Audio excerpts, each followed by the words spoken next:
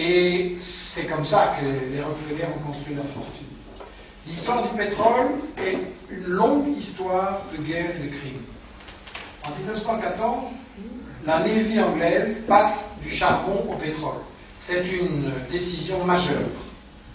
Et d'ailleurs, le pétrole est une donnée, un enjeu fondamental de la Première Guerre mondiale, parce que la Grande-Bretagne a foncé sur l'Iran, elle a commencé à exploiter le pétrole là-bas. L'Allemagne, avec la fameuse ligne Berlin-Bagdad, a aussi obtenu des concessions. Elle peut exploiter le pétrole à 200 à 100 km de chaque côté de cette ligne de chemin de fer. Et c'est clairement un enjeu de la Première Guerre mondiale. C'est aussi un moteur, si je peux dire, avec la phrase célèbre de Clémenceau: le pétrole sera aussi indispensable que le sang dans les guerres de demain. Et donc ça montre le rôle moteur de cette énergie dans l'évolution de l'économie.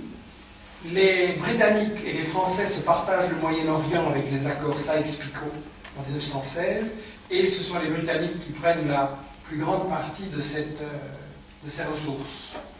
En fait, à date de cette époque, la domination mondiale de multinationales, à ce moment-là on dit des cartels pétroliers.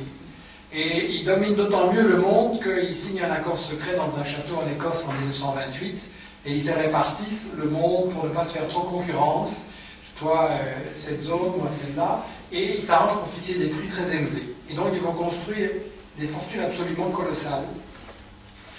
Mais en matière de crime, il y a encore pire. Vous savez que l'originalité, la nouveauté stratégique d'Hitler, c'était la Blitzkrieg, c'est-à-dire la guerre éclair, c'est-à-dire porter ses troupes, plus les guerres de position comme en 14-18, mais porter ses troupes très vite au cœur de l'adversaire. C'est une grande nouveauté. Bien, pour faire ça, vous avez besoin d'essence et de camions. Est-ce que Hitler en avait? Non. Qui a fourni l'essence? Exxon. Qui a fourni les camions? Ford et General Motors. Avant la guerre, et j'insiste, pendant la guerre. Ça a duré très longtemps. Il y a un livre à ce sujet que j'ai relaté sur mon site internet, et c'est peut-être une idée d'un conférencier passionnant. Désolé, c'est encore un Belge, mais il vit au Canada. Il s'appelle Jacques Poels. Il a écrit Le mythe de la bonne guerre, et il montre là-dedans comment les États-Unis ont utilisé une stratégie machiavélique de faire durer la guerre le plus longtemps possible, pour que l'Angleterre s'endette, pour que l'Union soviétique s'écroule, pour que l'Allemagne aussi. Et Henry Ford, d'ailleurs, le célèbre Henry Ford, disait: il faudrait que cette guerre dure le plus longtemps possible, et si l'Allemagne perd, il faut l'aider, et si la Grande-Bretagne perd, il faut l'aider, pour que ça dure le plus longtemps possible. La stratégie était de profiter de l'affaiblissement des autres puissances pour devenir le numéro un, ce qui s'est réalisé. D'ailleurs, en 1945, Roosevelt rencontre au milieu du canal de Suez le roi Ibn Saoud, et on signe un deal. C'était un régime imposé par les Britanniques, odieux, détesté, pas reconnu par les tribus locales, et Roosevelt passe un deal avec le roi saoudien, et lui dit: bon, nous on va vous protéger, mais en échange votre pétrole c'est pour nous.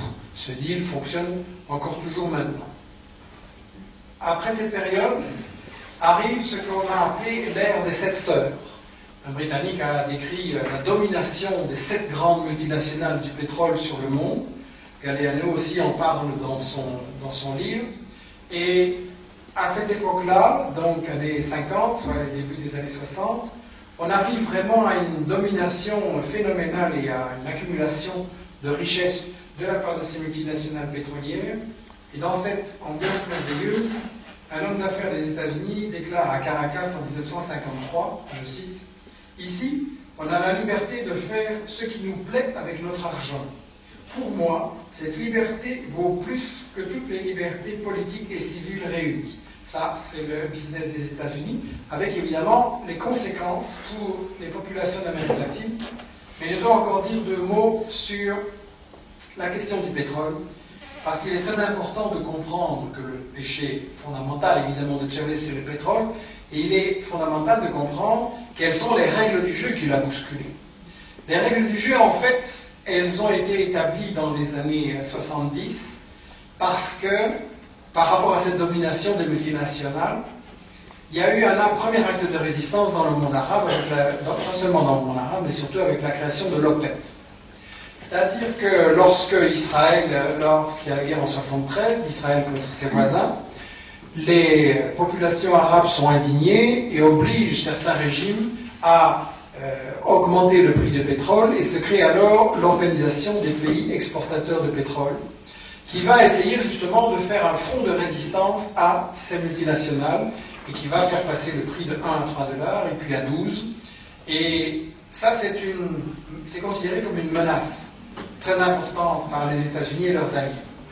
Alors, qu'est-ce qu'ils vont faire? À l'époque, le type qui dirige la politique internationale des États-Unis, c'est Kissinger, qui s'est illustré en Amérique latine, au Vietnam et ailleurs. Mais sur le plan du pétrole, c'est intéressant aussi ce qu'il va faire.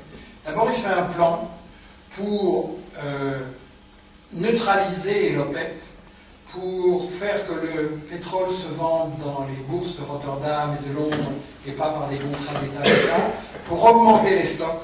Et c'est lui aussi qui va pousser les pays occidentaux à gonfler énormément les taxes sur le pétrole, afin de pouvoir dire de façon très cynique que le consommateur en Europe ou aux États-Unis qui remplit son réservoir à la pompe, qui se tourne contre les Arabes parce que le prix du pétrole est énorme.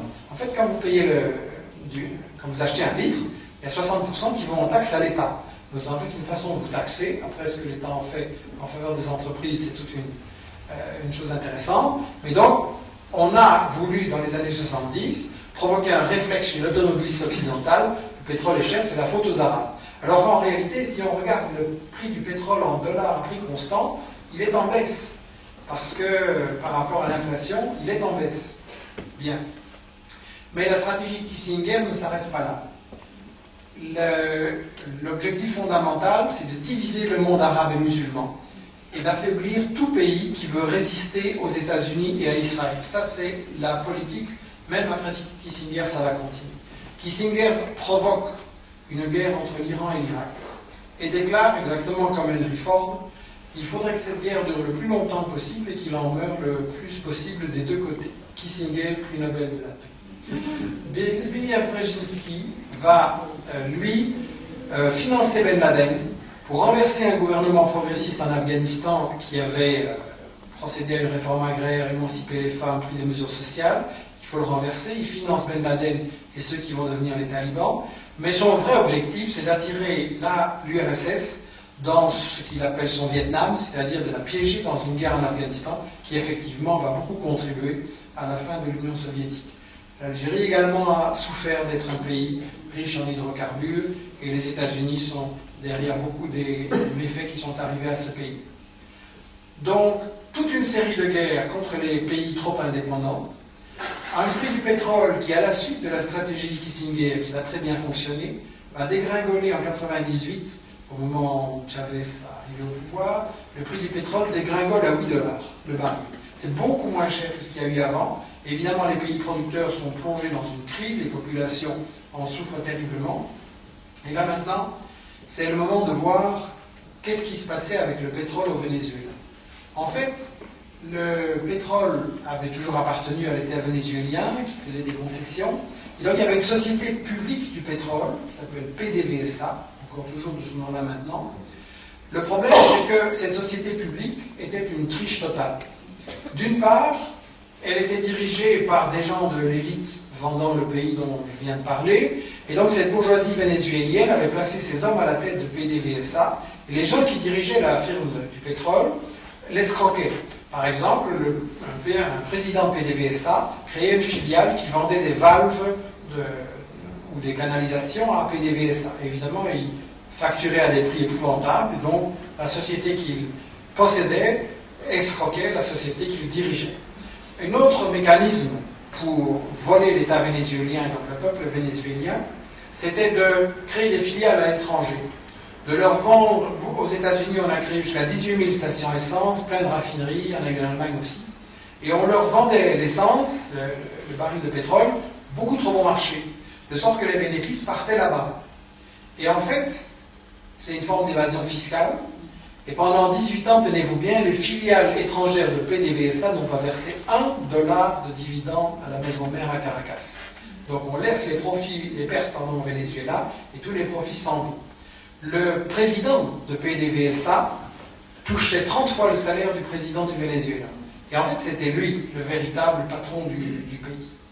Dans cette situation-là, il va se passer au Venezuela une histoire extrêmement mouvementée et à un rythme accéléré dans les années 90. Et c'est toujours la question du pétrole qui est au fond le ressort fondamental de tout ce qui se passe. En 89, il se passe un événement dont on a très peu parlé ici, et qui est pourtant, je pense que c'est là que tout a commencé, et c'est là que l'aventure Chavez, si je peux dire, a commencé. En 89, qui est une année historiquement très importante, le FMI impose un plan d'austérité au Venezuela. On prend donc des mesures antisociales, et notamment, le prix du pétrole double du jour au lendemain. Conséquence, les abonnements des bus augmentent, et on est à la fin du mois, là, le 27 février, en 89, et le matin, les ouvriers qui prennent le bus pour aller à leur travail, les ménagères, les étudiants qui vont à l'école, découvrent que le bus coûte 2 fois plus cher, que leurs abonnements ne valent plus rien, etc. C'est la révolte, on occupe les rues, on bloque la circulation, et au début la police ne réagit pas. Comme les gens sont terriblement appauvris par le néolibéralisme et les privatisations et la chute du prix du pétrole, on commence à se servir dans les magasins et à récupérer ce qui a été au fond volé pendant des années. Et le président social-démocrate Pérez fait tirer sur la foule des manifestants assis, sont assassinés par la police, qui rentrent dans les quartiers populaires, qui tirent dans les immeubles, il y a des bébés qui sont tués dans leur berceau. Et c'est un événement très très important parce que je pense qu'en Europe on n'en a pratiquement pas entendu parler. Et à l'époque où on nous a vaccinés avec les soi-disant 4600 morts de Timișoara, en réalité il y avait 19 cadavres, c'était des gens autopsiés, c'était un charnier bidon, on ne nous a absolument pas parlé de ce massacre les estimations sont de 3000 tués lors de ils ont appelé ça le Caracas, donc la catastrophe de Caracas, 3000 tués. Ça, c'est un événement très important. On peut dire que c'est au fond la première manif anti-mondialisation qui se termine dans le sang, mais qui marque aussi le divorce entre le peuple du Venezuela et ses dirigeants. À partir de ce moment-là, ils ont perdu toute crédibilité. Et les gens sont à la recherche de quelque chose. Et à ce moment-là intervient Chavez. En 92, il tente un coup d'État. En fait, Chavez, étant un petit officier, un colonel de province, issu d'une famille d'instituteurs pauvres, qui a fait ses études d'officier, parce qu'il pensait que ça allait lui permettre de faire une carrière de joueur de baseball, c'était ça son truc au départ. Bien, mais il commence à lire des bouquins. Dans les années 70, il y a eu aussi mai 68 en Amérique latine, et donc le gouvernement vénézuélien commet la bêtise d'envoyer ses officiers, ses jeunes officiers, se former dans les universités. Ils entrent en contact avec des étudiants, l'air du temps est à gauche, et donc toute une couche de ces officiers évolue. Il commet une autre bêtise, le gouvernement vénézuélien, il confie à Chavez un rôle de formateur à l'Académie des officiers.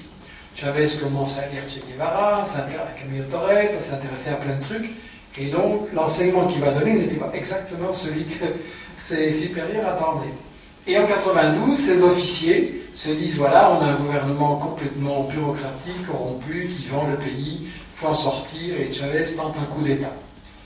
Comme il y a une trahison, le coup d'État échoue, mais c'est quand même un point de départ important parce que quand Chavez se rend compte que lui, il occupe le palais présidentiel, il a voulu occuper le palais présidentiel, pardon, en province on contrôle les zones clés, mais il se rend compte que le coup va échouer.